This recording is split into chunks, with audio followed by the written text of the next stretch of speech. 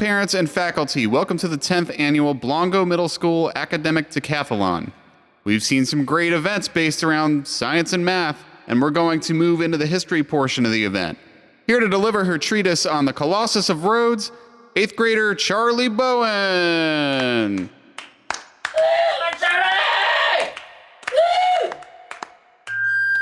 Of the wonders of the ancient world, the Colossus of Rhodes has always fascinated me. Thought to measure over 10 stories high, the classical depiction of the Colossus shows it astride the entrance of the Bay of Rhodes, one leg on either bank. Sailors gazing up at it must have been awed by the sheer size of it, the majesty. But to quote my father, what of the balls? Would those sailors craning their necks upwards be treated to a view of gigantic bronze yarbles? Classical Greek statues normally included genitalia, and they were intentionally modest, even at enormous scales. Let's walk through it carefully. Would the Colossus have had testicles at all? Almost certainly yes. Classical Greek sculptures followed very strong norms. Nude male figures were very common. Genitals were always present. They were deliberately small and restrained, symbolizing self-control and civic virtue. Large genitals were associated with barbarians or comic figures. The average adult male, about 5'9", would have had a testicular sac measuring up. Okay. Everybody, let's give a hand to Charlie Bowen. Mr. Bowen, I'd like to see you after the assembly.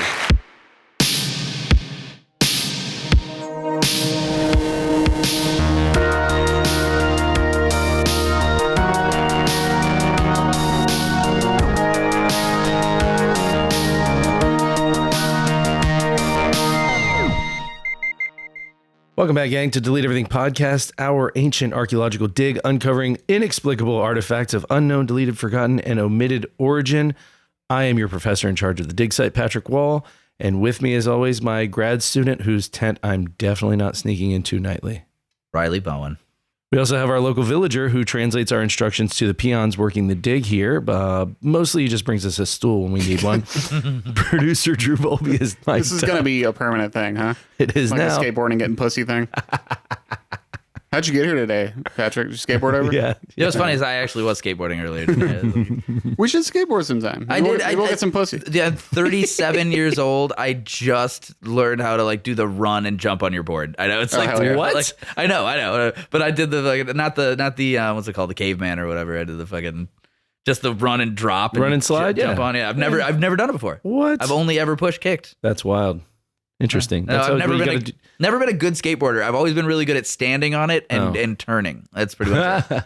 That's what you got to do when you don't have a very long run before you have to do it. Yeah, I'm one of those a fucking backpack one strapper. Mm-hmm. You stand on the skateboard, go down the incline, just fucking not put any effort into it, just fucking go. Yeah, one of those guys. God, I hate people like you. I used to be pretty good. I was never very good, but I enjoy doing it. I've been skateboarding with my kid. She's getting into it. Yeah, and she's way fucking cooler than I ever was. I used to shred, but then I started getting old and hurt. Yeah, it hurts real bad. It sucks. I shouldn't have done it, but there it is. Every once in a while, when my son was a little younger, he'd be over, he'd have friends over and they'd be skating, and I'd we had little ramps and rails and stuff like that for them to skateboard on. And every once in a while, I'd be like, all right, fuck it. And then grab the board and I'd do a couple board slides, maybe do a couple tricks. The kids would all be like, whoa, your dad can skate. And then I would inevitably friggin' fuck something up and take a board to the shin and I'd be like, oh God, how did I do this every day? I always do this thing where I'm like, hey, dude, I'm doing so good at skateboarding right now. I'm going to get fucking ripped, but I'm 37. I'm not ever going to get ripped. I could go to the gym every fucking day. I'll never have abs. It's never going to happen. I mean, I'm just going to get it's a lot. You got to do a lot. Saggy underarm skin. That's all I'm going to get. Fucking bingo wings. First and foremost, thank bingo you. Wings? Bingo wings. Yeah, I've never. The blub blub blub blub blub blub blub blub blub blub. Oh, look at this shit. Blub blub blub blub blub blub blub blub. I've never heard it called that. I can tense it up. It doesn't happen because I got. When you think of old ladies yelling bingo, and I got big dick muscles over here, but I want to see your big dick muscles, dude. Put them away. I have fucking big ass muscles. First and foremost, thank you to anyone and everyone who left us a rating or a review or a comment on Spotify. If you have not done that, join the club, dude. It's a cool club. You should get on whatever you're listening to. Give us 5 stars. If you're on Apple Podcasts, leave us a review. That helps us out a whole bunch. And if you're on Spotify, you can leave a comment on the individual episode. And we like those and we respond to those sometimes, right? I don't know. I haven't checked in a while. I don't always check my Spotify comments, but I try to. When we see them, we I try respond. to real hard. Sometimes you might get a response like a month later, but I do try. Also, if you are on Instagram, you should look us up, Delete Everything Podcast, and you will see every week a post. Sometimes they get tripled or quadrupled up because Riley be forgetting, but you'll see posts for every fuck episode. you, man. All right. What is this fucking rag on Riley day? What's the first thing that I did to rag on you? You just said I wasn't doing my job. That's the first thing. Buckle up. I'm Bucko. gonna do it. That's also a recurring thing. So, Right? like the stool boy or It's only a month behind. It's only last week's and this week's. That's that I have to do. Jesus Christ. It's less than it was last time we did this. I don't go on that is Instagram, so I didn't know technically you accurate. updated it. That is technically, yeah. He like one day I got on my Instagram and there were just like 4 different posts from the Instagram. They're I'm like, all great. Yeah, if you are on Instagram and you want to see any of the photos or anything correlating to any of our episodes, that's the place to find us. Give us a follow while you're there. If you're on YouTube, you should go and check us out. We've got some shorts on there. They're all from our Patreon episodes, and they're pretty silly. They're short. That's the whole purpose of calling them shorts. We're silly guys. Yeah. We make jokes. And speaking of Patreon, if you are not a Patreon subscriber yet, it's a new year, man. It's a new year, new you. What are we doing? What are we doing to improve ourselves? How about we get a little extra knowledge, a little extra funny, $8 a month. You get 60 something back episodes and new episodes every single week. And they're fun. I Guys, talk about they're real James fun. Cameron's Avatar series so much. And we call him a piece of shit every time. We are actually beginning a new series that is great. We're going to pop up on the Patreon here. Next week, we're going to wrap up our Vikings series, which we delayed because I'm a sleepy boy. Mm-hmm. We're going to start the Animorphs Breakdown. Yay! We're starting episode 2, The Visitor. It's a Rachel book. It's a Rachel book. So it'll be, for those of you who are like me, but it's also, hold on a second. I got something we're going to do. okay. Okay. It's a contextual breakdown. Yeah. Okay. Because they reference things of the time period. I That think being the mid 90s. I think the other reference music or even like political things. So we'll be doing a little time period Somebody's breakdown. listening to like Break Stuff by Limp Bizkit. No, that's a little late stage. They do some 9 Inch Nails, Okay. things like that. There was a reference just in the one I was listening to today. I'm trying to remember, but it was like, ooh, that's fucking 1994 right there. Yeah. Yeah, so the fun part is that I haven't read any Animorphs books. Nor will he. Nor do I plan on it. So I get if you've listened to the one Patreon where we got onto the Animorphs and basically I said 5 words the whole episode. Just Riley and I shouting excitedly over each other. Yeah. While Riley and Drew, who were to either side of me, just excitedly shouted about all the things in the first Animorphs book. And I almost for the whole episode just sat here giggling at how fucking silly it was. And I think we've made an Animorphs reference every episode since then. Yeah, because the Animorphs fucking rules. Yeah, so whether you do or don't care about the Animorphs, it's going to be fucking fun because I'm going to call them nerds. Do you like the They're gonna get 90s? Because excited. we're going to talk a lot about it. There's a lot of context there. It's literally what brought me and Drew through like 94 to 98 as kids, right? Like around that time period? I think it started, I think I looked this up and it was 96 96 to like 2000. because So it ended right before 9/11. Yeah, I remember that. So it brought us right through the end of the decade. So there's some historical context there. Well, www.patreon.com/Delete Everything Podcast is where you can find that. I didn't have to do the www. Did I? I could. No, Probably but that's a good 90s throwback right You there. know you what's go. weird? You know what's weird? On your HTTP clear / phone, or perhaps your phone that's a big cheeseburger. What's strange is how much longer it takes to say www. than if you just said World Wide Web. I always thought it was fun when people said like they called World War II WW2. Like, dude, that's like twice Somebody the syllables. does that? You always think of You just write that, right? No, it's like And you old, say World War II? Yeah, I think it's in the Simpsons. you think of an old grizzled like war veteran. Yeah, like old back in WW2. WW2. That's crazy. I do want to address something because I don't think we've ever said it on the podcast, but we had a longtime listener bring up the fact that he just noticed that at the end of our episodes, we have an extended version of our theme song. And I don't think we've ever really talked about how at the end, if you listen all the way through, I think on episode 50, we did briefly mention it. Did we? I think you did mention like, hey, but that's the only time we've ever said anything. And Drew does a cool thing at the end of the extended end of the episode with the extended theme song. He'll like drop little snippets from the episode of us saying ridiculous shit. And it's not always, by the way, it's not always stuff that made it into the episode. Right. Sometimes it's shit that he cuts out that he throws into the. Did you guys catch what I threw into the newest one? I haven't listened. I know at the end I said you had me saying I'm a big bondage girl or something like that. Yeah. So at the very end of it, it's me going, I'm a big bondage girl, like a reverb on it. Reverb fun. And delay. But yeah, I don't know. Like, I feel like that deserves a little more cred than anytime.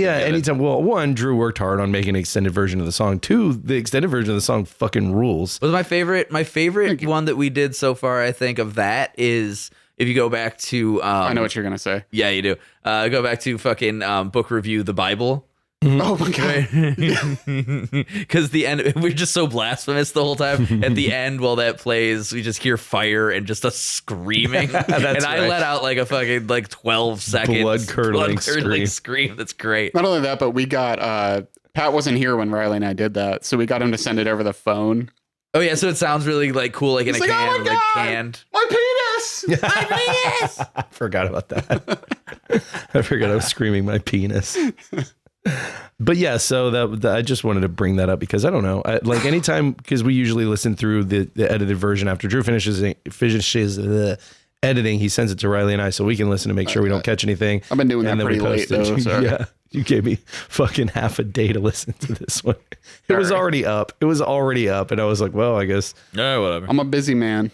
I noticed one thing at the very beginning and I was like, can we do this? And that was it. But I just wanted to bring that up because every time I do the listen through, I listen through the whole ending song. One, because it's catchy as fuck. Like the little chorus that you put in there, I always get stuck in my head. But like when it does the yeah, when all the like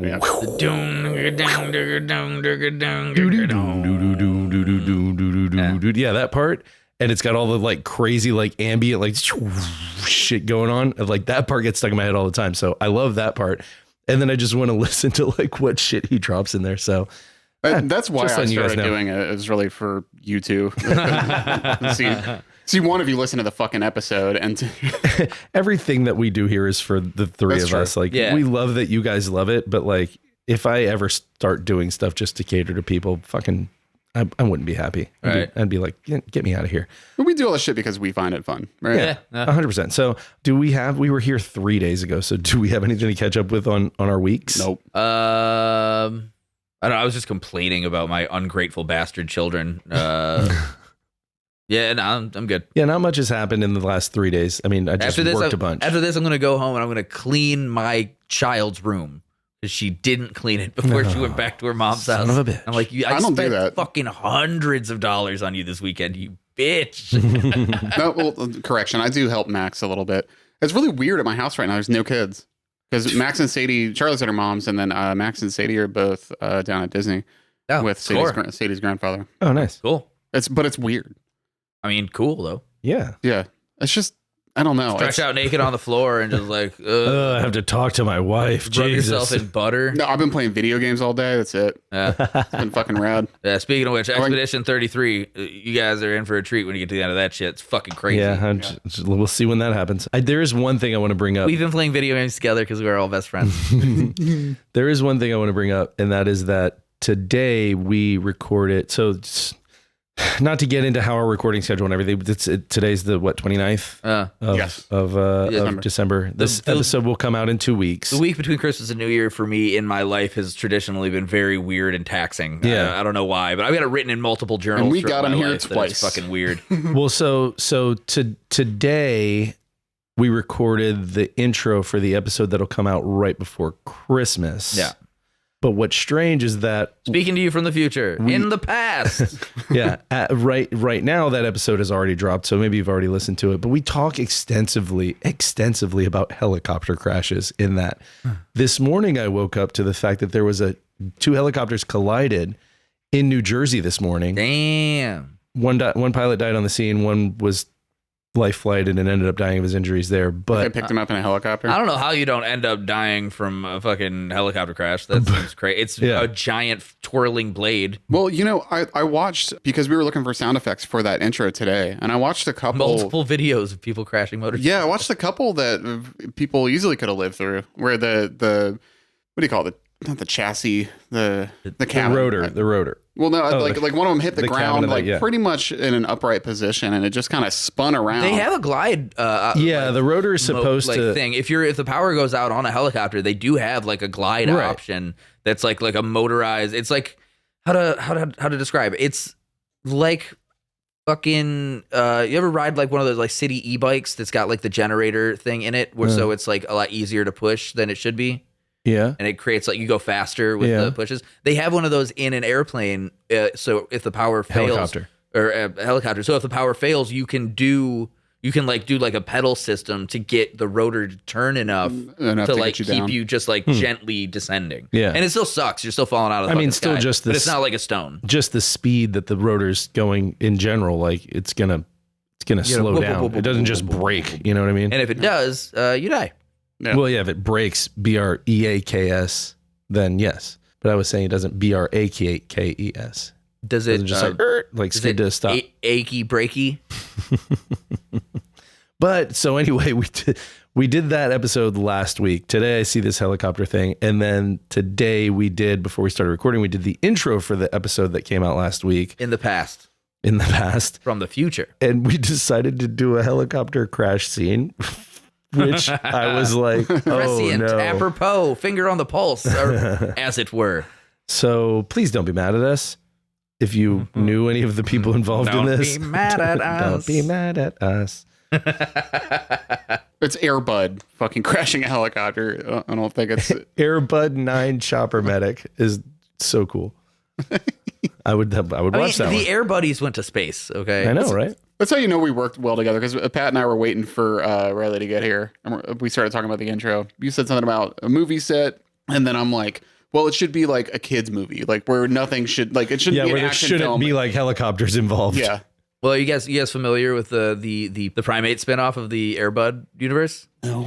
MXP, Most Extreme Primate? No. That, my friends, one of the greatest things you can watch is a snowboarding chimpanzee. He competes in the X Games. I actually believe everything you're saying right now. Rules, because it is specifically close-ups of the chimp wearing the whole snowboarding outfit with the goggles going right, and it's like and everything behind him seems like it's going fast. And you pull back, and it's just like they strapped a fucking monkey to snowboard. Wait, it's a real monkey? Like, pushed him down a hill, and he's just So, like.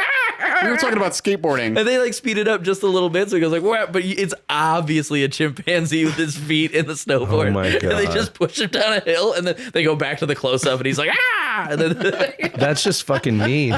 then they have like an Asian child dress up in the same outfit to do a flip or something. Oh my God. So we were talking about skateboarding at the top of the show. I was a pretty good skateboarder. Yeah. So surfer, but I can't snowboard at all. Really? I just can't fucking. I've never snowboarded. I've never skied either. It's tricky. It's tricky. Because so a chimp can snowboard better. So that's my point. I've also done all three. Extreme. The tricky thing about snowboarding is you have to get used to the fact that you can't bail. Like on a surfboard, on a skateboard, you can bail. On a snowboard, you're in bindings, and that thing is attached to you. The Eddie Izzard bit, and you have a Dress to Kill, where he's like, when you're snowboarding, you're either looking cool or dead. Yeah. Because especially like I grew up since I was like I got my first skateboard at like 4 or 5 years old. So I fucking skateboarded heavily all my life, and there's just this instinctual thing like to pull your feet up. You know, if something's going tits up. Go ahead. We're not doing it. Go ahead. No, we're not doing it. We just looked at each other. We were like, no. And I surfed to a lesser extent too. And like, just did you get any pussy when you were doing that?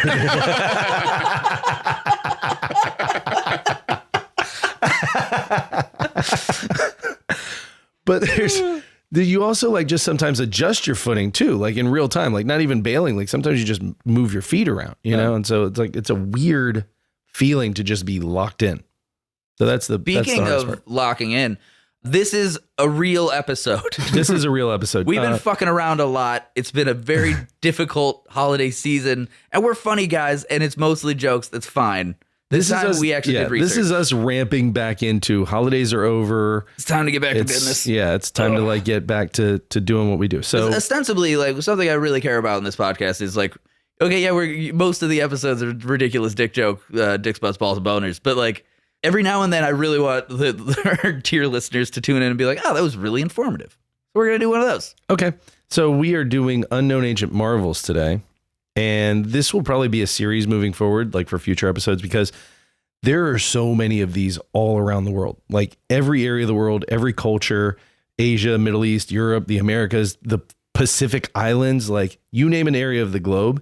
And there is some inexplicable, ancient, man-made something or other, right? Yeah. And the history of man is far reaching, way beyond our understanding. And like, that's kind of like the most interesting thing about being a person, I feel, is that we can never truly know our origins, and we try, and we there's a lot of historical stuff, but so much of it is just faded into the mists of past, and we're left with these genius things from the ancients that are just like the fucking pyramids. Yeah, and all you get is all you're ever gonna get is just assumptions and all you do is hypotheses look at it and be like, holy shit. Yeah. You know? One of the things, well, we'll get to it in a second. So my point is that we'll probably circle back on some of these in the future in a part 2 down the road, along with all of our other multi-part sort of, we do these every few months. Yeah, we're moving into our third season now. Mm-hmm. I guess would that be this episode? What number is this episode? This episode is 79. 79. 79. So yeah, I guess we'll get started at 80. Call it our third season. I thought we were just doing a calendar year. To do calendar year? Well, yeah, fuck yeah. Welcome to the... So technically last episode. Well, fuck. No. Yeah. Well, yeah, because movies... Yeah, historical cock blockers. No, that came out today. Yeah, movie mishaps is coming out. Oh, that was the third of a... Okay, fine. It doesn't come out the week of We can Christmas call whatever the fuck we want. Welcome to Deleted Part 3D, okay? It's a year of 3... I don't have a tagline. Yeah, it's cool. So we're all familiar with, like you said, the pyramids of Giza, or with Petra, Stonehenge, Machu Picchu, which all have tons of questions surrounding how they were built, and we'll probably never have the answers. Right. But the answers are usually, and I think we can stand by this, a lot of people working really fucking hard for a long time. Yeah. I mean, that is, but I mean, there are a lot more places like that all around the world. And like one of the things that the funny thing is like, so like with Giza, for example, when people are like, oh, these are so, like you can't feel the gap between the stones. They're so perfect and blah, blah, blah. I'm like, did we account for thousands of years of these things being sandblasted? Yeah, they've been there a long time. You ever walk on a hardwood? Erosion happens. You ever walk on a hardwood floor that hasn't been swept for like a year? You ever you ever been to like an old building that's shut down? Yeah. Like all the shit that people have kicked around really fills in those cracks. You know, like if you're in the desert, whipping sand might fill a crack or two. It's nature's sandblaster. It's going to smooth that thing right out. We're all in agreement that it wasn't aliens, right? Like that's our thing. Well, we work on a pretty scientific basis. Not that there are no aliens. No, it wasn't aliens. It was fucking Tartarians. Yeah, exactly. That's the real thing. Yeah, exactly. Then the mud flood happened, and then we all mud flood. Yada yada yada. Yeah, we've all been there to the site of the great mud flood. No, I don't think it was aliens. Which is our first ancient What marvel. about Alien 3? All right, anyway, keep it going. So the first place we're going to talk about is in modern day China, and it is called the Longyu Caves. Cool. I don't know what this is. I'm excited. Yeah, it's really cool, and we'll drop an Instagram with all the photos of what we are talking about. And March. They are fucking they are cool as shit looking. You got ahead of that one. Yeah, right. They're super fucking cool. So basically what happened was in 1992, right? There's this village in Zhejiang province in China. I don't know where that is, but this village had a series of lakes. Like I want to say five. They had 5 small ponds, right? So these farmers in Longyu decided they were going to drain these ponds. And after they drained them, they found these fucking caverns. Like the ponds were actual excavated caverns. Ah, it's interesting. And it was really obvious that they were man-made because, do you have a picture of it? Yeah, you see like the striations. Like it's obviously tool marks all across. And it looks cool as shit. And they did it. Every single one of those are done at like a 60-degree angle to a point, and then they come back out. So it gives like this appearance of like scales. And it also seems it's very designy. It's like it's been done on purpose. Like and I mean it's the ceiling and everything. Like that, It's the ceiling, it's the pillars, it's the walls, it's everything. They drain these ponds. They found these big man-made caverns, and then they kept finding them. Like as they kind of went out, there were like 19 more caverns nearby that were all the same, that same design style.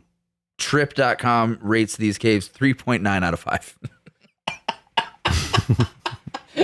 I went there. They just were a cave, dude. Just a cave. Just a cave. I don't get it. Yeah, anybody who uses those kinds of websites, Who the fuck was rating an ancient wonder submerged for thousands of years, discovered and like revealed to the public as like, not enough facilities. Like, they couldn't find a fucking cup of coffee. They didn't have like a snack bar. Yeah. Fuck you. Go fuck yourself. God damn it. The world is awful. Is there an actual review? Yeah, maybe. Let's do one bad review. Do one bad review. There are 1,704 reviews. Okay, do one-star review. So we got an excellent here. 4 stars, 4 stars, 5 stars, 5 stars, 5 stars, 4 stars. And they're mostly... You can filter them to 1 star. Just go to I'm looking. I've never been on trip.com. Because you're not an asshole. I don't fucking rate shit because I'm not a dickhead. And I'm not talking to you if you rate stuff. I mean, you are a dickhead. If you're rating a fucking ancient marvel, fuck you. 2,000 years old, by the way. Yeah. There's only 149 negative reviews. Here, okay, let's hear 2 out of 5 stars. The title is bad. It's not worth going there specifically. There's not much to see. If you visit the park, it's very big. It may be translated from Chinese. Hold on. Oh. All right, 1, terrible. This is a very disappointing attraction. There is no explanation, no service, and the staff only asks you to take photos and buy large photos. There are several caves, and there are no murals or sculptures inside. The only sculpture is the 8 immortals crossing the sea, which was carved later. I don't know what they tricked people into seeing. It was a waste of 300 yen for 5 people. I strongly recommend that you avoid it and never go to this attraction. 300 yen? Isn't that like 25 cents? I don't think it's that little, but no, it's probably, Well, there's another $100. There's another terrible. I'm just going to do one more terrible. Actually, this one's empty. A few houses, a few stone sculptures, just a few stone pillars. The ticket price is too high. It takes 20 minutes. 300 yen is less than $2. Stop. $1.92 for 5 people. All right, 1 star. Terrible.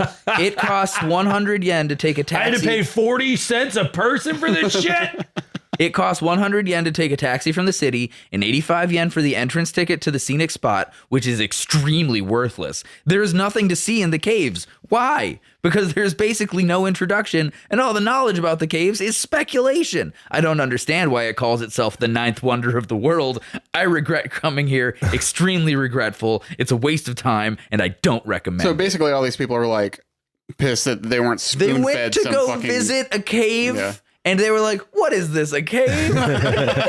There's no explanation because nobody knows. It's an ancient mystery, you fucking Nobody dickheads. knows.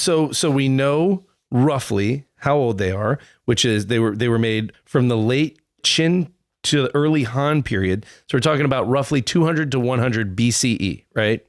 Not even certain about that fact. So you can't really do we don't know who did it. We don't know who funded it. We don't know who it was for, what it was for, anything. We know that there is an architectural design to it, obviously by looking at it. But, so some of the theories about this, the scholars and the researchers that get paid to fucking look at this shit and figure it out. Obviously, they were building a tourist trap. And they were like, all right, all we got to do is scam you out of your $1.92. All we got to do is fill this with water in 2,000 years. In 2,000 years, 5 people are going to spend $2 to be here and be so pissed because they don't have service. Fuck. Some of the speculation around this is we're not going to make it, are we? No, we're doomed. It's good. They were I hope either all the people on here's another one. trip.com fucking die first. I got one review Patrick here. is shaking his head with his fucking... I've got one review here. Ben from Leeds says, not enough diversity. Typical. Ben hasn't popped up in a while. I hope Ben one day gets around us. Somebody tells him, dude, they've talking about They've you, been brother. ragging on you for like 2 years. Or like, oh, you know what? Honestly, like 400 guys that live in Leeds named Ben. And everybody's like, is this you? Did you do this? Guernsey boys. Hey, anybody in Guernsey ever go to Leeds? Go No. find Ben Take a for trip us. to the answer mainland? is probably not. If you ever have to take a trip to Leeds, try and find Ben, will you? People in England don't like visit friends and family that live like an hour drive away. They're like, it's too far. Typical. Typical. Moved a whole hour away. Not very diverse, is it? And then they come here and we're like, yeah, we're going to take like a 9-hour road trip and we're coming back tonight. Speaking of Guernsey, actually, Dwight Mosby hit me up today and he's like, I had no idea that Guernsey is just north of Jersey. And I was like, oh, look at the map. Sure enough, the island of Jersey. Just southeast of Guernsey. Nice. So now I'm referring to our Guernsey listeners as Guernsey boys. Hell yeah. Okay. So some of the speculation around this shit is underground palaces or like possible ceremonial spaces, which would explain the sort of decorative nature. I mean, a lot of time and effort went into doing this whole like scaling down. Like, I mean, I'm looking at a picture right now where it's like down the whole roof. I mean, look at that. That's fucking rad. That's incredible. Again, I wish we still put pictures on the YouTube, but one of you all has to do it. No. It was also possibly military storage or barracks, flood resistant grain warehouses. I don't know how they're flood resistant. Not that flood They resistant. were fucking ponds. They were possibly quarries at one point, and then somebody went in there and said, I'm going to make these kind of artsy. They were possibly tombs or memorials, or maybe it was some religious cult shit. Nobody knows. But just based on like the whole like uniformity of like those chisel patterns, it can't just be like just rock quarrying. Yeah, you know what I mean? It's obviously like a design intentional. area. Yeah, it's an intentional design.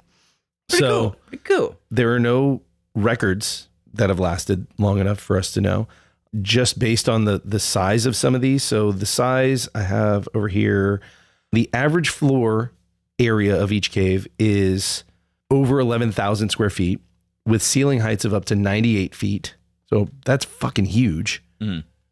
And the total area, the total interior is about 320,000 square feet on average, right? But the thing is, there are several different caves that all are sort of different sizes and different layouts, but they all have this same scaling, like the same like design chisel pattern, even though there are several of them, right? And obviously there are pillars throughout to support, so like that sort of insinuates like an intentionality right out the gates. You know what it looks like to me? I mean, more than anything, is like an amphitheater kind of thing, like an acoustical. It does, Yeah. Because it's lower on one side. Like they all seem to have angled ceilings that are lower towards one side and more open towards the outside. Maybe. You know, and like that sort of carving could be like sort of an ancient baffling. Maybe they were all jamming in there. Yeah. There are no tunnels What a from one to drum the other, so they all sit individually. You got to leave one to go to the other. So that also kind of makes you go, okay, well, like, was each one a different thing, or was each one designed? Like, it's a little bit baffling because, like, if it was for ceremonial stuff, what do you need so many of them? Wouldn't you connect them? You know what I mean? It's a little weird, like trying to like logic your way through it. There is pretty complex drainage designed in there, even though they were flooded at some point to become ponds. Well, yeah, they had to drain them though. Yeah. Like I said, every cave has a different layout, but like as if they were individually, independently built to this same shared design. There were some clay pots that were found, and that's sort of how they've decided to date this, is that the clay pots that they found in the silt inside the caves were from between 206 BCE to 23 AD. So talking about Jesus times here. Jesus. Yeah, I mean, like China at that time period has a pretty interesting background. I mean, like, they were obviously established cultures and stuff like that, but China's so fucking huge, man. There's plenty of primitive stuff going around. There's still plenty of tribal things going on in China at the time. Like, who really knows? There were different areas doing different shit. There's a lot going on there. different levels of intricacy in terms of tools. And it reminds me of actually in South America, I want to say Brazil, maybe Argentina.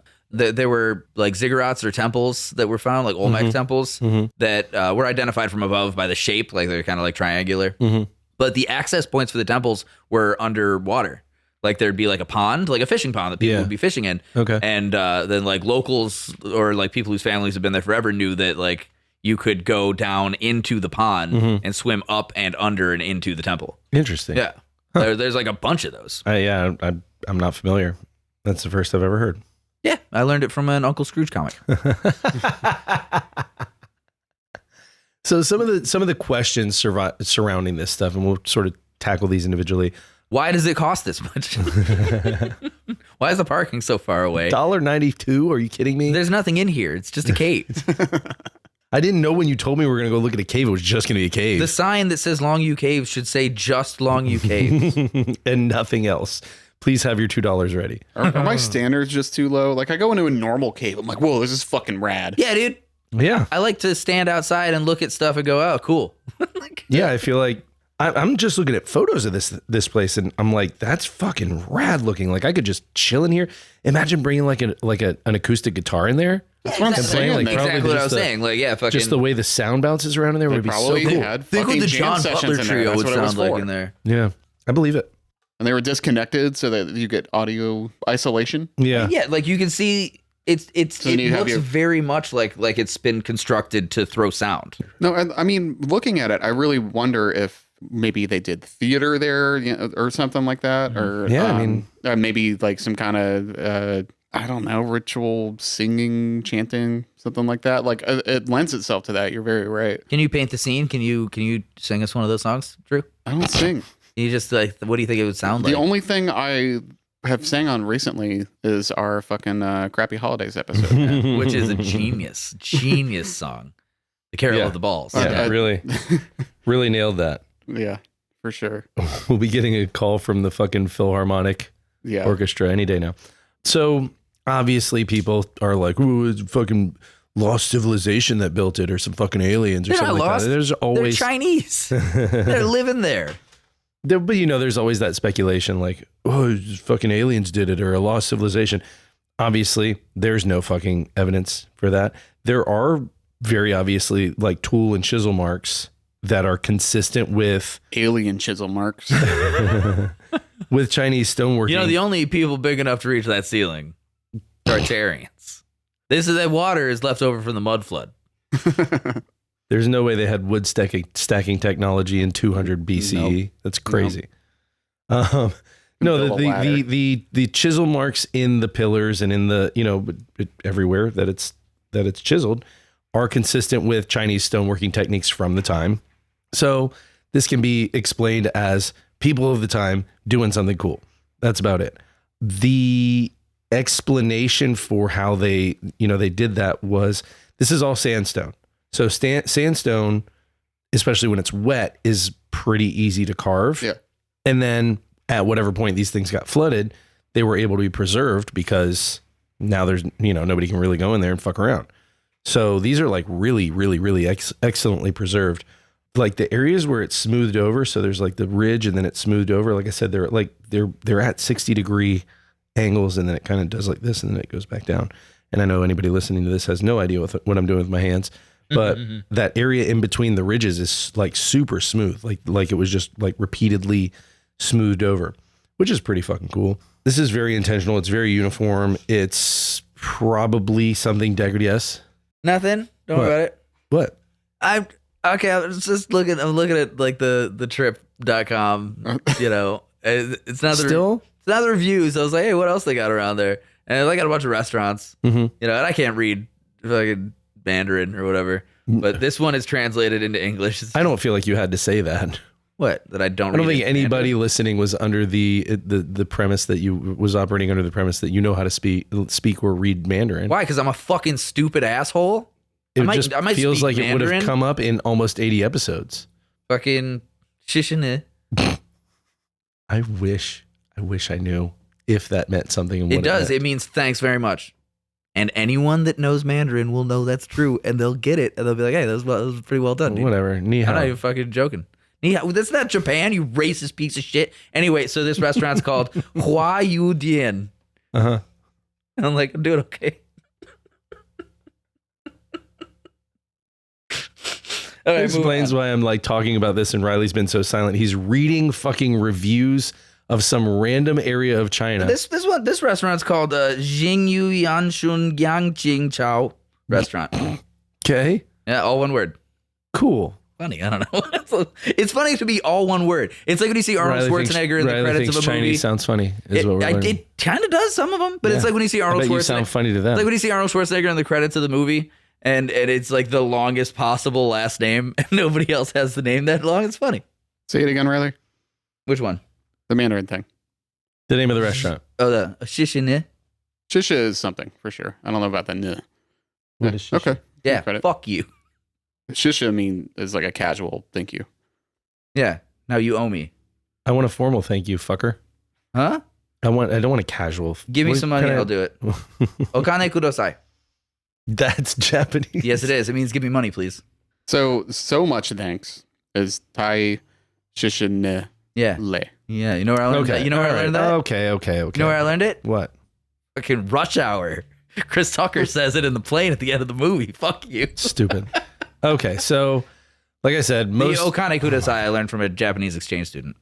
most historians estimate around that 200 to 100 BCE based on sedimentation patterns, weathering, and comparing it to like nearby sites that have similar chiseling patterns.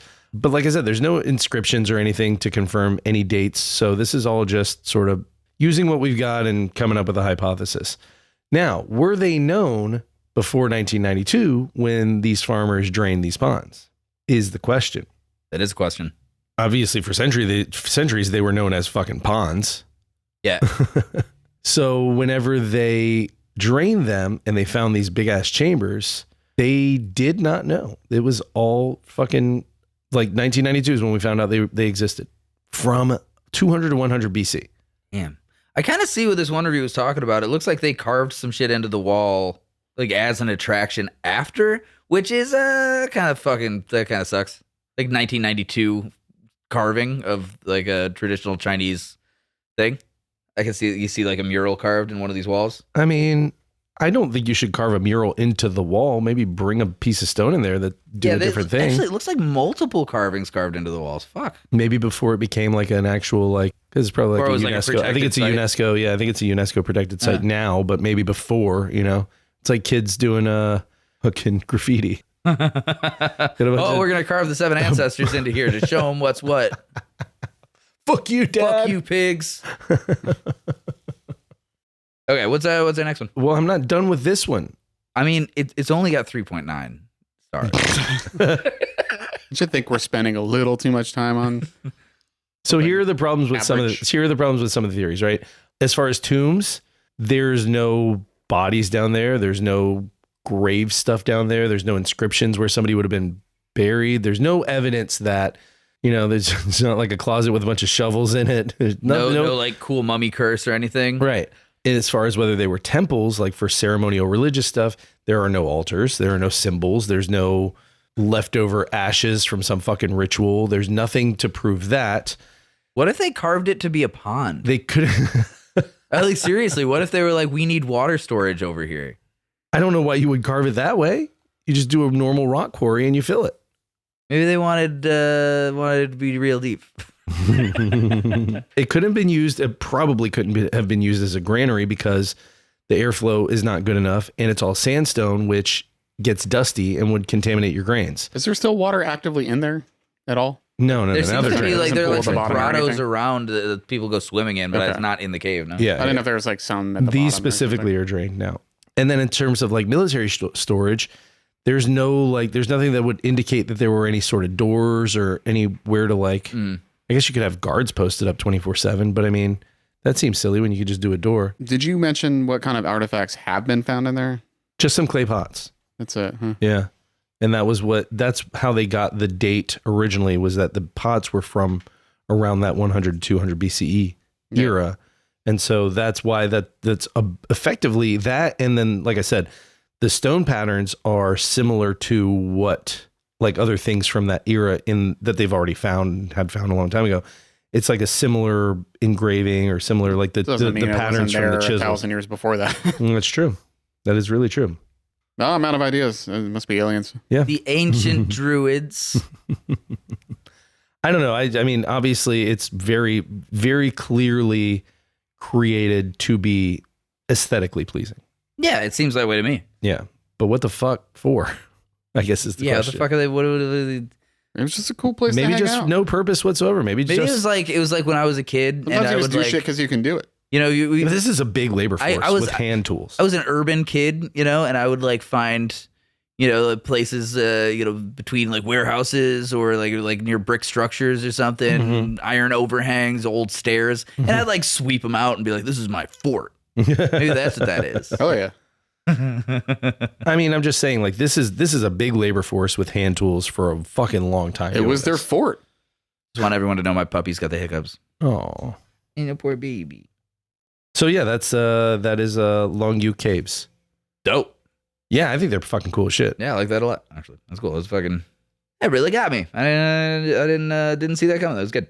What do you got? I didn't do any research. No, I'm joking. You know, I'm joking. Okay, so when we were talking about like ancient marvels, right? That's the topic, ancient marvels. Ancient unknown marvels. Yeah, Yeah. the thing that popped into my head the fastest is one of the ones that like everybody kind of knows or at least has a little background on, which is like the 7 marvels of the ancient world. Right? For anybody who's not in the know, the 7 wonders of the ancient world or marvels are like the Great Pyramids of Giza, which are the only ones that are still standing. This is just like from antiquity, from ancient Greece it's ancient lore, stuff, yeah. You know, things that have been referenced in a lot of literary works over the Yeah, course the Parthenon is one, right? Yeah, so you got the Pyramids of Giza, the Hanging Gardens of Babylon. Oh, that's right. The statue of Zeus at Olympia, the Temple of Artemis, the Mausoleum at Halicarnassus, the Colossus of Rhodes, and the Lighthouse at Alexandria. Oh, the Parthenon is that one. A lot of people mistakenly think that it's the library at Alexandria, but That's what I thought until just now. yeah, but it's the Lighthouse actually. I didn't know that. Yeah, you can check that out in Assassin's Creed Origins. I don't think I will. Which is pretty fucking cool. But I figured that if we're going to do this, we'll probably do a series. These are the most well-known and the most like widely kind of bandied about. Which like, is wild because part of the title of this is unknown. Ancient well, unknown. at the same time, you didn't know what the Yeah, fuck was on this list, right? I know. So Yeah. I figured one of the things that we do is like we cover stuff that people kind of partially know. Yes, that is partially deleted. Yeah, right? we know. So, yeah, I've been here. I've been here every single I know time. you say it every time. I don't know. The deleted, omitted, partially forgotten, and fucking fingered. I Yeah. split. I change it up. Yeah, fuck fingered. I said. Shot Riley a look. Fuck fingered histories. Wasn't sure about that. Anyway, so I wanted to pick one of those to talk about. I'm with the Colossus of Rhodes. The Colossus of Rhodes has always been a really interesting thing for me. I just want to punch him in the balls as I go by. Well, here's the thing. All right, so like the Colossus of Rhodes, people have like an image of as being like pretty tall and straddling the waterway going into the bay at Rhodes, which is the largest island in the Grecian islands. Those big fuckers in Fellowship of the Ring that they boat by. Yeah, it's kind of like those big fuckers of the Fellowship of the Ring, the ancients of the fucking whatever. Quit chewing that, you bitch. Sorry, I know what you're talking about. The big fuckers, of Lord of the Rings. I love that shit. I figured you would have more like an actual name for it. The Iron Soldier of Bravos or whatever the fuck from Yeah, it's more Game of of that from Thrones. Game of But Thrones. that's definitely where that aesthetic comes from. I did not know he had his cock and balls out. Patrick just pulled up a picture. What from Game of Thrones? He doesn't. Or He doesn't? No, but it's all speculative. yeah, here's the thing: nobody knows what the fuck it actually looked like. Yeah, it could have looked like this. There is no actual record of I didn't know the that. Colossus of Rhodes straddling the entranceway to that at all. It's just a big statue. Mhm. You know, it was a big statue covered in bronze, made of iron, and hollow, weighed with rocks. So it'll give you a little breakdown on this character here. So the Colossus of Rhodes was constructed in the early 3rd century BCE on Rhodes as a major naval and commercial power in the Eastern Mediterranean at the time. In 305 BCE, Rhodes was besieged by Demetrius Poliorcetus, one of Alexander the Great's successors. Okay. Well, you know, Macedonian succession was a big fucking deal. That's a weird era of fucking naval warfare all across that what that you'd whole think region. the cradle of civilization in that area, pretty Yeah. much. Yeah. Rhodes successfully resisted the siege, aided indirectly by Ptolemy, Ptolemy the First of Egypt, who was an ally of theirs. And after Demetrius withdrew, he abandoned massive siege engines and military equipment. So the Rhodians sold his equipment, and they used the proceeds to fund a monumental statue honoring their patron deity, which is Helios, the sun god. The Colossus served a few different symbolic functions. It was a victory monument for one, and celebrated Rhodes' survival against a powerful enemy. And then it was a religious offering dedicated to Helios, who's really central to Rhodian identity. They're like, we are the island of Helios. We worship the sun god. He's our guy. Yeah, that's. I mean, Greece was very big on that. Yeah, you go island to island. City-states. Yeah. If you live the Odyssey, you go island to island. There are literally gods on different islands. Mm-hmm. And then they turn you into pigs or whatever and eat you or fuck you or something. I don't know. There's a lot going on in that one. Now, I need to let you guys know on trip.com. The Colossus of Rhodes there's a a negative 4.7 star Rhodes high speed boat to Lindos. 4.7 stars, 4.7 stars, yeah. That's a high speed. Starts at $54. $54. Yeah, it's a 6-hour day trip. Me, dude. It's a 6-hour day trip on a high speed boat. For $54, 6 hours? Yeah. That'd be like $700 in the United States. Oh, easily. 100%. Yeah. Yeah, look at that boat. That's a cool boat. So it was also a political statement. It demonstrated Rhodes' wealth and independence and its engineering prowess. But more importantly than anything, it was a maritime landmark. It was visible from far out to sea, and it reinforced Rhodes' naval dominance. And in the sunlight, it being a statue to Helios, that bronze just fucking bing. Yeah. You see it forever. It pops, baby. Especially against that brilliant blue. What are you guys laughing at? What is this? I pulled up a 1-star review for the boat trip. God damn it. Not punctual and rude assistance. That's the They're title. Greek. No boat at allocated departure time. Asked what is happening. Staff got very snappy and said boat was 2 minutes away at 10:50. Turned up at port at 11:10. Capitalized by for whatever and nothing else. By the time we got away, it was 11. By the time we got away, it was 11:30. Oh, Greeks. This might seem much, but when you have been told to be there at 10:15, it is a big waste of time. And what was our final day stood waiting and reduced time in Lindos. By the way, the speedboat company responded. Oh, yeah? They said, fuck you. The boat left at 11:14 and we stayed the full 4 hours in Lindos. No one was rude, especially our staff, even though they were being pressurized with where is the boat? Where is the boat? We apologize for the short delay, but really, 1 star. Yeah, you get them high speed boat. Is this on TripAdvisor? This is on Viator? Whatever. All these sites it's a are the same. TripAdvisor company. It takes you to Turkey, yeah? Lindos. Lindos? Yeah, the elven city of Lindos. Yes. Lindos. Say Lindos and enter, yeah. That's Belloc. Melon. Melon? Yeah. Melon? Actually, in the latest episode of Stranger Things, I thought of you guys. It's not Melon. It's Mellon. It's like a G or a I've said this bit like a million times that if I could remake the Lord of the Rings movies, I would have 2 things changed. Everything else would be exactly the same. Gandalf would say beefy melons. No. Gandalf would say melon, and Frodo would turn and go, melon. That's it? Well, no, there's one more. What's the other one? The other one is when Aragorn goes, Legolas, what do your elf eyes see?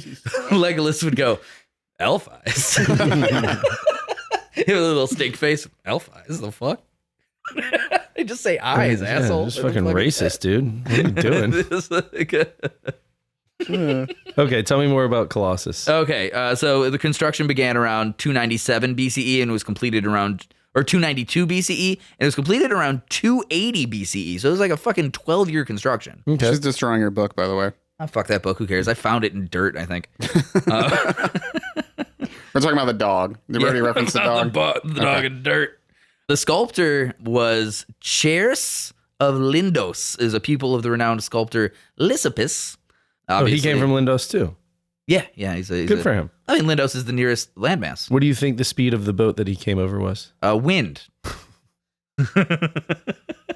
Not as high as it went about Rhodes' this fast. high-speed It went about boat this fast. to Lindos. How kind do you think the staff of the boat was? I think it went this fast. It went Bum, bum, bum, bum. Row, you bastards. Bum, bum, bum.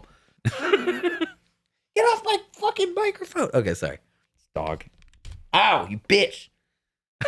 Okay. Again, she was chill for the entire Patreon. Yeah, as soon as I'm holding her. Okay. Yeah, So Chers of Lindos reportedly committed suicide after a miscalculation in costs. He went over budget. This story appears in later sources and may be apocryphal, but like I like the idea that he had this massive 12-year construction thing and somebody checked his books and they're like, hey, what the fuck, man? We're embezzling? He's like, no. In my story, he'd hang himself from the balls of, for sure. the Colossus. That's not what he did. That's exactly what I was thinking. It's like I'd figure, but no. Ancient sources, notably Philo of Byzantium, describe a bronze exterior made of hammered plates, an internal iron framework, and stone blocks used as counterweights and structural support.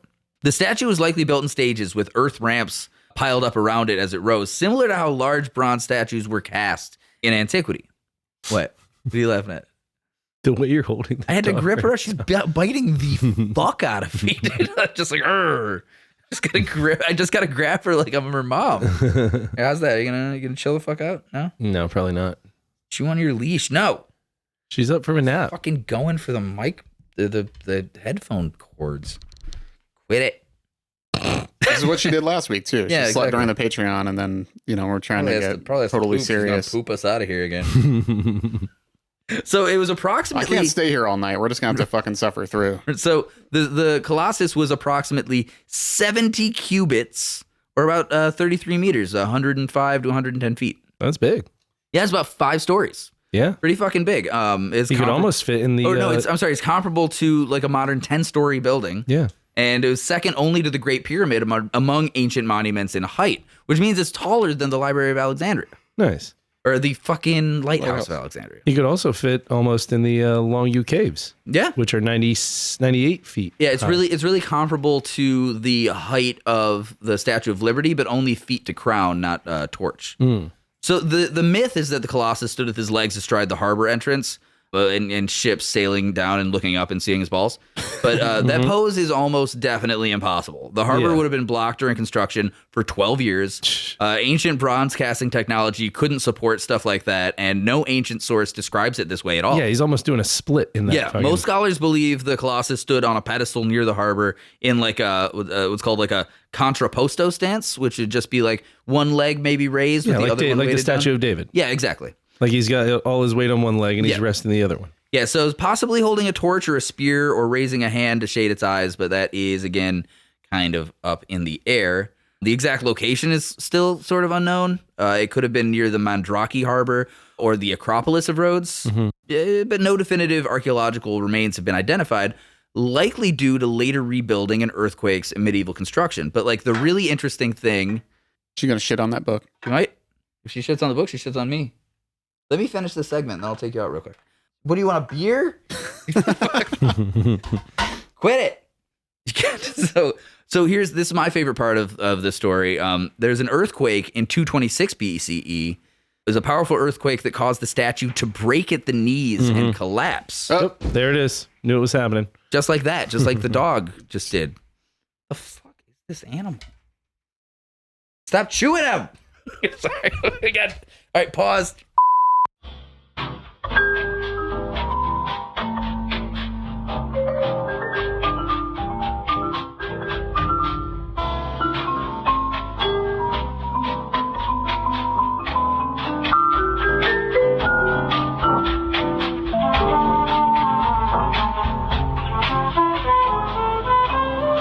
So in 226 BCE, a fucking earthquake hits the Colossus of Rhodes, causing it to break at the knees and collapse. According to Strabo, who's a Yeah, no, writer I know at the that time. guy. Yeah. You know Strabo. Yeah, Strabo. Yeah, he makes a good Stromboli. Strabo Strambolis on Main Street. According to Strabo, the In fallen Lindos. according to Stavros, Don't call, just come by. the fallen statue lay in pieces for centuries. Really? Yeah, which is crazy because you know how long the Colossus stood? How long? 54 years. Oh my God. It was up for 54 years. Earthquake falls, and then the ruins of it in pieces lay there for centuries. Lazy Greeks, am I right? An oracle allegedly warned the Rhodians, I'm not addressing that. An oracle allegedly warned the Rhodians not to rebuild it. Even lying in ruins, it remained a tourist attraction. Ancient visitors marveled at its scale. So in 653 BCE. Ma, take a picture of me next to the penis. Ma, the penis, Ma. Hey, etch it into the tablet, Ma. I can't even get my arms around it. It's so girthy, Ma, the bronze. This guy bronzes like a champ. They are right next to Jersey. No, wait, no, that's Guernsey. I was going to say, That's what? Guernsey. No, they're next to Turkey, which is essentially the same thing. Oh, my God. Yeah, I mean, Get I've a picture of me with penis. In 653 CE, Rhodes was captured by Arab forces. Byzantine sources claim the bronze was sold to a merchant from Edessa, and legend says it required 900 camels to transport the metal.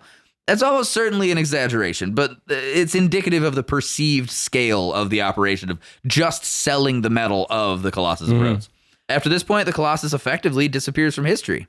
You know, your ancient sources are Pliny the Elder, who's big on natural history, Strabo, who's a geographer, Philo of Byzantium. None of these authors saw the Colossus standing, it's very important to note. Okay. Essentially, there's no written record of anyone alive seeing it standing. That's crazy. But there is, like, you know, a possibility. The thing that I think it's want to say, maybe Philo of Byzantium, well, the way he wrote, his reference might have been during the time that it was standing, but that's all very up in the air. And the Colossus was listed among the 7 wonders of the ancient world because of its unprecedented size, the sculpturing, the integration of art, engineering, civic identity, yada, yada, yada. So yeah, everybody knows the date range and the purpose of why it's up there, the approximate height, the dedication to Helios, that it was destroyed by an earthquake, but they don't know the exact pose or the facial features or the attributes. They don't know the precise location or really the full construction methods, because that time in history, pretty hard to build a big 10-story statue out of steel and bronze, you know, like or iron even and steel. bronze. Yeah, I was going to say iron and bronze. What would be the funniest pose it could have been in? Obviously, Yorknet. Just standing over the bay, back arched, hog in hand, in flagro delectus. Yeah. Run a pump up so the water shoots out. Yeah, they're exactly like those little pissing kids in Rome. He's obviously spooging, though. He comes the ocean. He's the god Helios. That's not what he does. I mean, he could. You don't know. You ever meet him? I mean, he is standing in the sun. Maybe that's what makes him come. I don't know. Might as well be coming in the sun.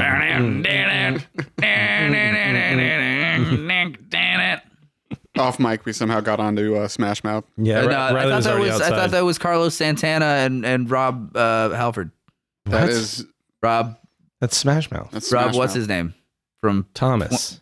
Rob Thomas. That's it. No, What'd you call him? Rob who? Rob Halford. Who is that? You know, Is a guy you know? Iron Maiden. Oh, that's right. Anyway, so all right, here's some quotes about seeing the ruins. What song is Pliny. that? Now I'm trying to think of what song that is. It's My Spanish Harlem Margarita.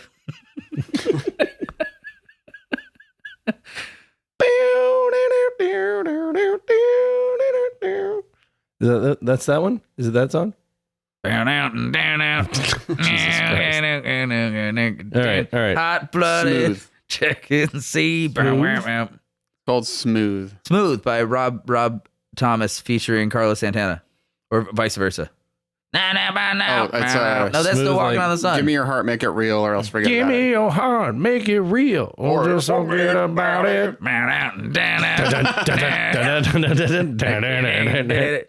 It's a hot one. You could probably mash those up. Smooth like the statue of Helios's dick in the sun as you Smooth like enter the Rob city of Thomas's dick. Poor Santana. Bitch. Poor Santana doesn't get any of the recognition. For Did you ever his see that smooth dick. show? Fucking hate Carlos Santana. Did you ever see that show iZombie or whatever? I did not. No. It's not great, but the funniest part is that the She's like a detective that eats brains to find the clues, right? So Yeah. stupid. something like that. That's exactly what you thought it was. The funniest- title. So dumb. The funniest part of the show is that the creator's name is Rob Thomas, which they make several meta jokes throughout, and then they actually have him on the show, and he gets eaten by zombies. It'd be Rob cooler Thomas if It's his Rob name, Thomas, the musician. Yeah. it'd be My cooler favorite if he Rob was Rob Thomas- Zombie. My favorite Rob already know Thomas what you're gonna appearance say. is on It's Always Sunny in Yeah. Philadelphia, where he appears in the hallucination mental hospital episode with Sinbad. It was Sinbad, yeah, that's wasn't it? right. Yeah, and Rob Thomas just keeps like trying to like stab Glenn Howerton, and then he's like, "Is that Rob Thomas from Matchbox 20?" And Sinbad goes, "Yeah, Rob Thomas is my bitch." So Pliny the Elder in the 1st century CE, Yeah, that's my he move. saw the ruins. He says, "Even as it lies on the ground, it excites our wonder and admiration. Few men can clasp the thumb in their arms." Thumb. Its fingers are larger than most statues. This passage strongly implies direct physical observation. He says, Pliny continues, "Vast caverns are seen yawning within the broken limbs, and huge masses of rock, by the weight of which it was steadied, are visible where it has been broken asunder," which tells us the statue is hollow and it had internal stone ballasts, and visitors could actually walk inside of the broken And then he Colossus was of like, Rhodes. and boy, So that imagine- veiny dong. Just imagine being like, like a hot young man in Rhodes. They just take babes inside the Colossus for a quick fuck. That's what I think about when I think of history. Okay. Maybe he's out there like, maybe skimboarding. Maybe he can't quite Skimboarding? skateboard yet. But I just picture a young Patrick in a past life. I didn't see it coming. I like didn't it. either. God damn So it. there was the geographer Strabo. He almost certainly saw the ruins. He said the Colossus of Helios, which was broken by an earthquake, lies on the ground. That was his actual observation, and it confirms the statue was still lying there in the 1st century CE. Okay. Philo-Byzantium in the third century BCE possibly saw it standing, or the 3rd century BCE possibly saw it standing. And his thing is, he says, "The boldness of the conception surpasses all expression. It seems as if a god has descended to earth. The artists united iron and bronze and fixed it firmly by great stones, binding the whole together with marvelous skill." So he doesn't confirm that he saw it standing, but he does say it in a way that's like, this shit's fucking impressive. And he doesn't mention it being destroyed. As somebody else says, "Though broken, it is a marvel, for even its fall, it surpasses other works in greatness." But you won't find a description of ships sailing between its legs, a first-person account saying, "I saw it standing." You won't find contemporary Rhodian inscriptions describing how it looks. Nothing about the cock size. Nothing about the cock size, Nothing which is about that unfortunate. Meaty, veiny dick.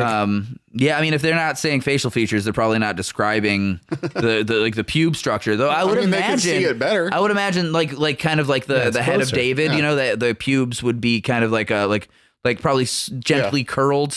Well, yeah, that's what pubes do. Yeah, but most literary sources post-date the earthquake. The earthquake was pretty gnarly, and most records were lost. And that's the Colossus of Rhodes. Right. Tune in Interesting. next time for Or, the mausoleum at Halicarnassus. oh, you're going to keep doing this? I mean, yeah, fucking, you don't know what's going on with that one. I don't know anything about the mausoleum at Carnassus. Shit about fuck. I know some things about some things, but that's not one of the things. You, what's your next guy? My next one is Pumapunku. Pumapunku? Pumapunku. That's wanna- fun to say. You want to guess where it is? It's right next to Gullah Gullah Island. God. Fucking stupid. What? That is Polynesia? You would think. That's why I asked. It's actually in Bolivia. All right. It means doorway of the puma, which is pretty cool. It is very cool looking. It's also very, nobody knows what the fuck's going on with it. And it is near Lake Titicaca. So if somebody was like, "Where are you going?" And you're like, "I'm going to Pumapunku." And like, "Where the fuck is that?" "By Titicaca." Seems like a fun And they'd have you conversation. committed. And they'd have you committed. So this is basically the remains of a big ass building or a couple of buildings up in the mountains in Bolivia. This sits about 12,500 feet above sea level. Like I said, near Titicaca. It says here that it's large, segmented, tubular, firm, often looking like a string of connected golf balls or marshmallows. What? Puma poo poo, right? Packed with fur and bone fragments from prey, typically appearing grayish or brownish with blunt ends. I'm shocked that this is coming from you. Its dense, compacted nature reflects Who else their would it come carnivorous from? diet. Me? He doesn't like poop and vert jokes. Is this a joke? What do you? It was Puma poo poo. You said Did I get it wrong? How do you spell it? Puma, like the animal. P-O-O-P-O-O. Punku. Punku. Okay. Puma and then punk you. That's what it just did now. It just punked me. That's not poop at all.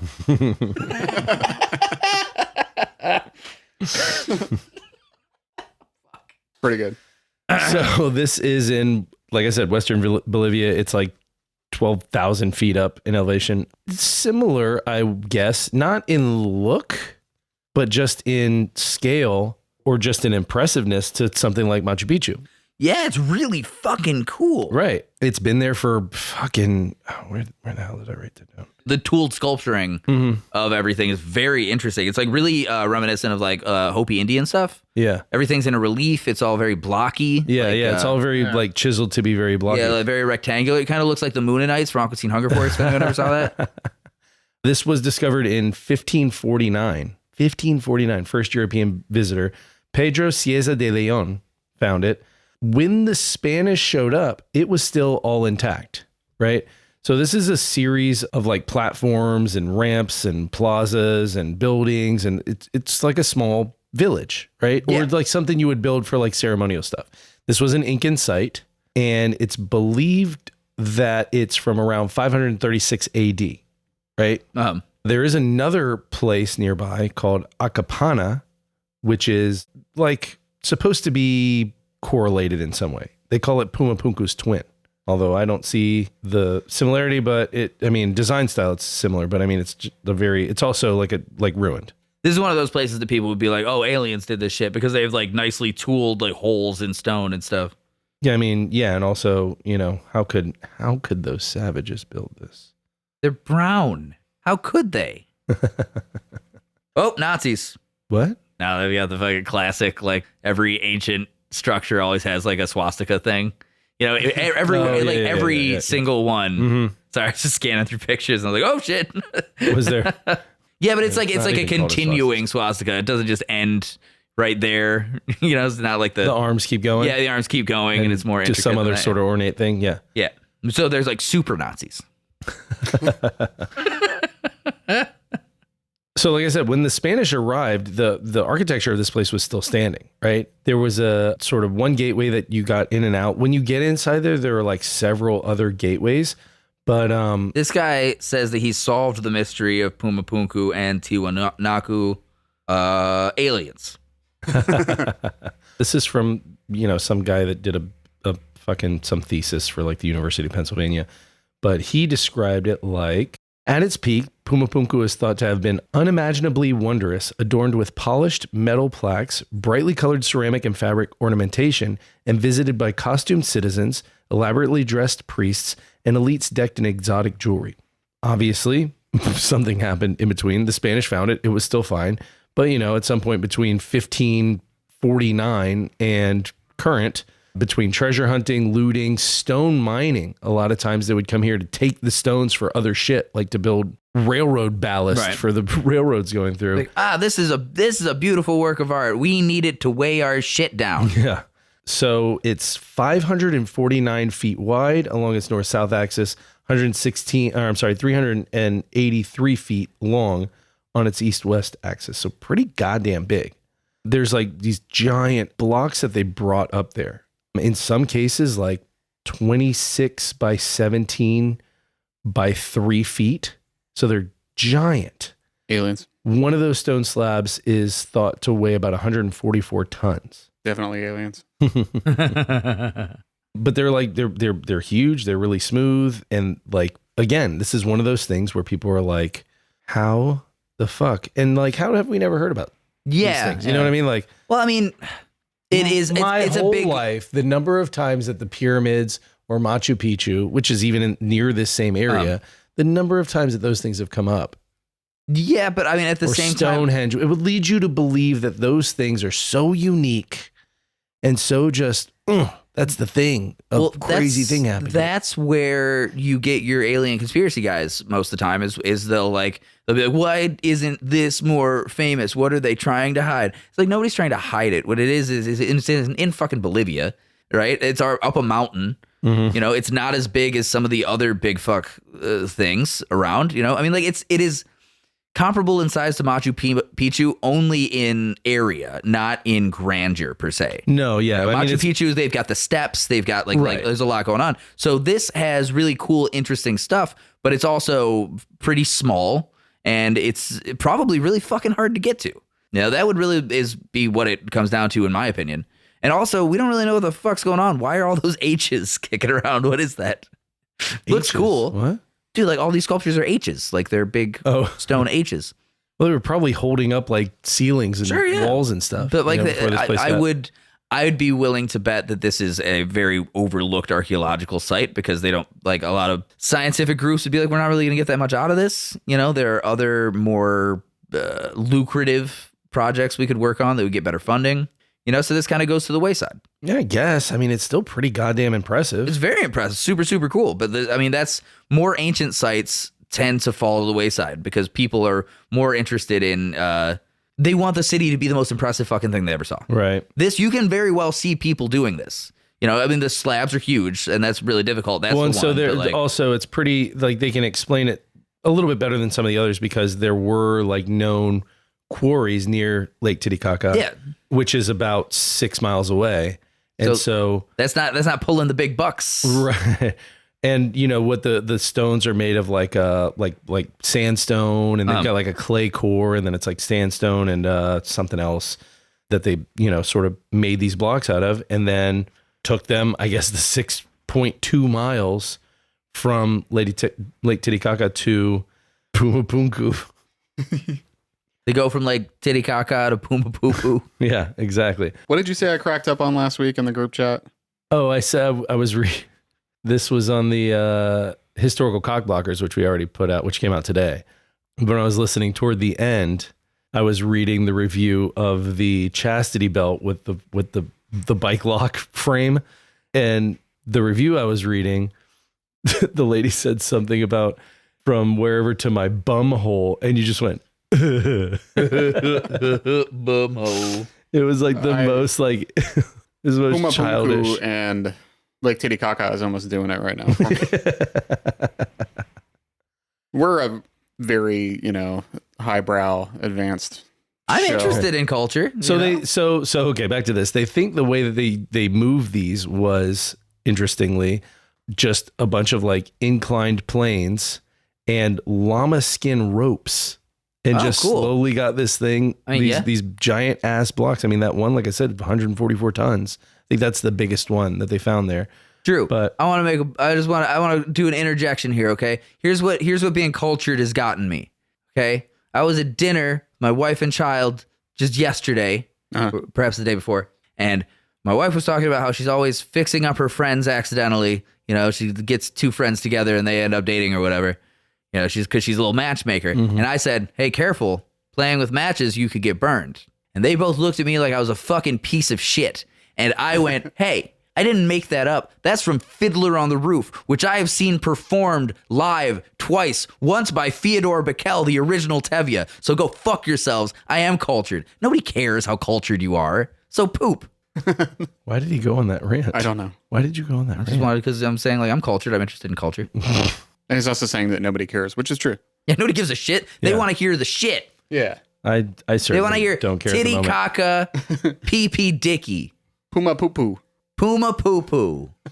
Okay, the wheels are coming off, and it's late, and I'm hungry. And so the way they put these together was like the stones all interlock with like the blocks around it, right? So everything fit together like a puzzle. So they had load bearing joints and everything. That's probably what those H's are. It says here, one common engineering technique involves cutting the top of the lower stone at a certain angle and placing another stone on top of it, which was cut at the same angle. So kind of like dovetailing, I guess. But probably with grooves. Probably more of like a Japanese joinery. Yeah. You know, with like certain grooves and stuff. I'm looking at some of these blocks and like they have like really cool. You see this, Drew? Drew's sitting next to me, so he can see the stuff on my computer. Yeah. Like the joinery on this, look at that. In stone. Oh, very cool. It's shaped like a square, but then there's like a smaller little square like hat on top. Yeah. Yeah. There's probably like a multi-part like lock-in. You put something in there and then you put another thing in there to lock it. Yeah. Pretty advanced. Yeah. Probably aliens. Probably aliens. Fuck it.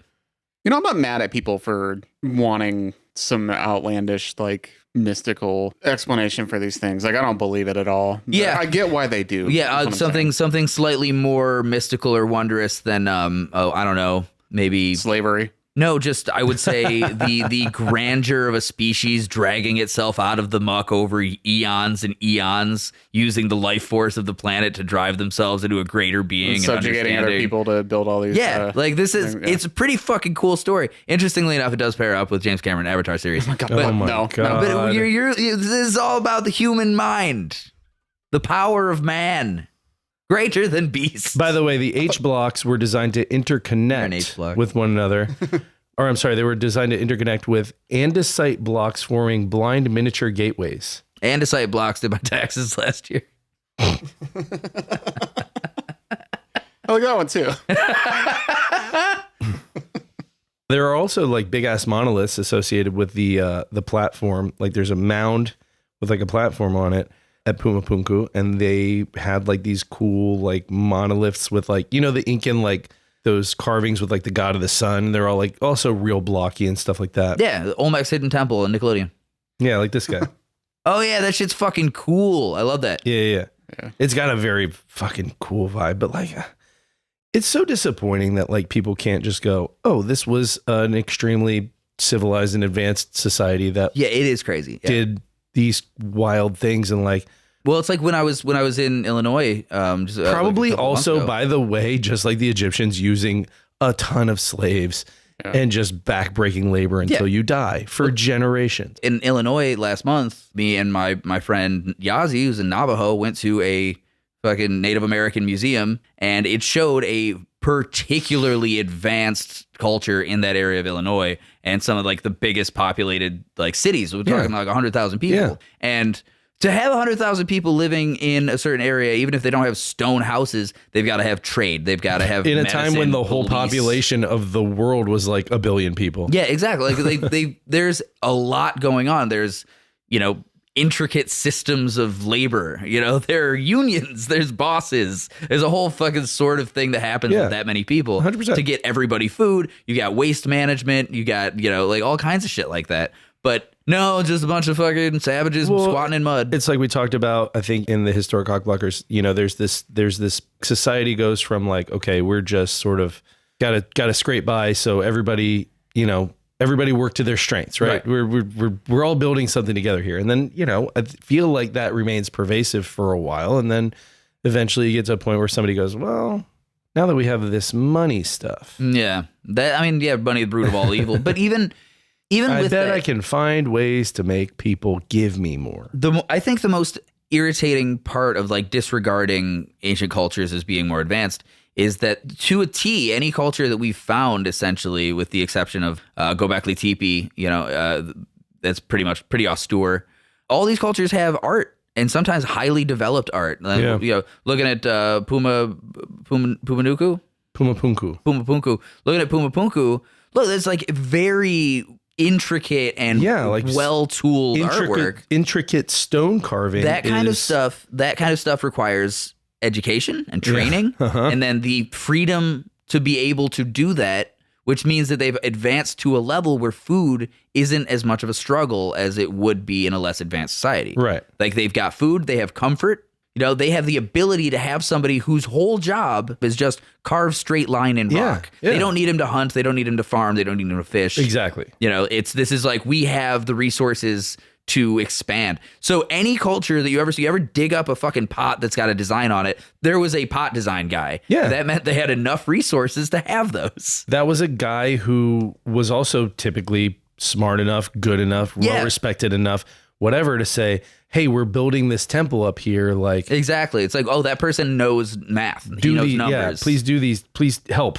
Yeah. And then here we are thousands of years later, and these structures are still there. That means the person's pretty fucking good at math. That's crazy. These like H's that are also like carved to be ornate. But they didn't have porn on cable, which is like a real mark of society, I think. Right. Oh, do we even have porn on cable anymore? No, we've evolved past it, baby. We carry our porn in our pocket. Porn in your pocket. I'll bet you I could find porn about Pumapunku. I would not take that bet. Because Check it out. probably. Let's see. Puma Punku porn. What are the Puma Punku holes? There you go. You found it. Oh, it's like, that's what I was talking about for like the joinery. I think that's just all for joining blocks together. That is a weirdly perfect hole though. Like perfectly circular hole. I've Where'd it been go? saying. What have you been saying? Aliens. Oh, stupid. Well, as punku is something else. It means gateway. I found porn for pumas. Sure you did. 4 pumas? I mean, That's wild. That's like a perfect circle. We're looking at a block that's got like a perfect circle bored out. Anyway, that's Puma Punku. Hot. And Riley is pulling out Puma Deviant art. So that feels like a good place to cap this and say, if you like this episode, the best way to tell us is get on whatever you're listening to. Give us 5 stars. If you're on Apple Podcasts, leave us a review. If you're on Spotify, leave us a comment on the episode. While you're doing stuff on your phone, because you got your phone in your hand doing that, you might as well get on Instagram. Go to Delete Everything Podcast. Follow us there. Look at some photos of Puma Deviant art, probably. Knowing Puma Riley. Rule 34. Huh? Puma Rule 34. What is that? Rule 34, we described it in the last That's right. Patreon. That's right. It's porn, I don't Patrick. think we ever actually said Rule 34. Yeah, we talked about it. We Yeah, said the Riley Rule did. 34 of the internet. Riley did, yeah. I remember now. I'm sorry. I forgot about it, and now I remember it. There are a lot of videos. In Search of Aliens, Mystery of Puma Punku revealed.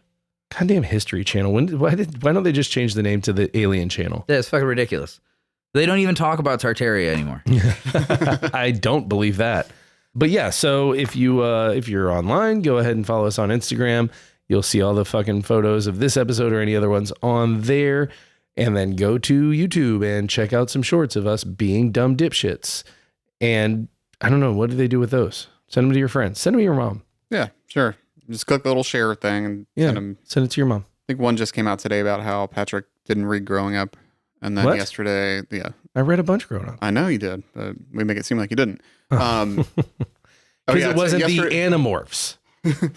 Yesterday Those was... books are solid. yesterday Sorry I was- didn't read the Animorphs at fucking 17, 18, Fucking 20 years should old. be. Riley's listening to the audiobooks right now at I'm 37. 37. I'm listening to the Yeah, audiobooks you have right a now. nostalgia connected to that. Not really. Well, then I don't know I what's wrong read with them. you. I'm listening to audiobooks. It's a different format. It's like a whole new way to love the Animorphs. Speaking of Animorphs, yesterday's the title was Tobias, Hawk or Dog? About him fucking the lady hawk. That's good stuff. Revealed. So yeah, we that's a thing, and then get on our Patreon and listen to those. Give yourself the gift of gab. Is that a thing that people say? Or give yourself the gift of our gab, which is us talking shit on Patreon.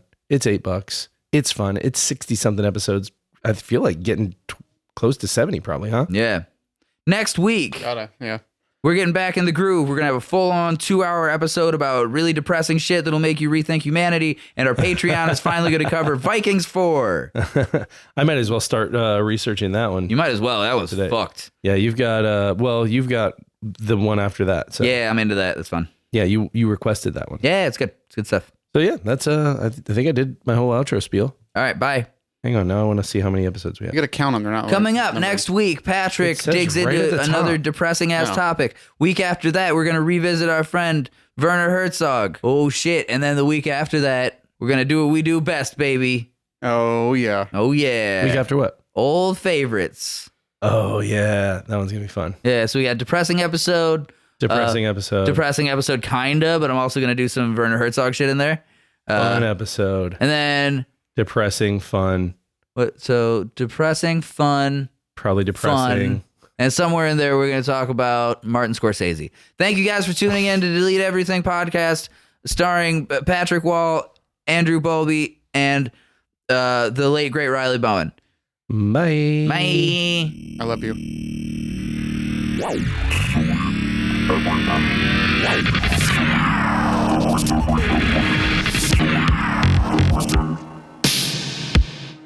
I had to pay 40 cents a person for this shit?